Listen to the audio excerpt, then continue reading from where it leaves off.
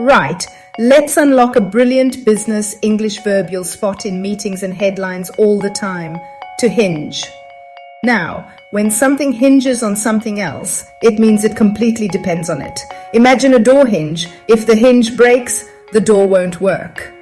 That's how this verb works in business and news. For example, our success hinges on securing that big client. In other words, if we don't get the client, we might not succeed. Or, in the news, you might hear, the election results hinge on the final votes from London.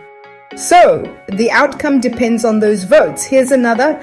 The whole project hinges on the team meeting the deadline. See?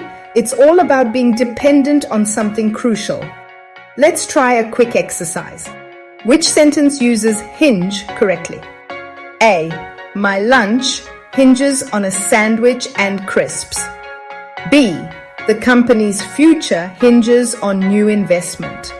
C. I hinge my shoes every morning. Think you know the answer? It's B. The company's future depends on that investment. Thanks so much for watching. If you enjoyed this, check out my other videos and don't forget to subscribe for more easy business English. See you next time.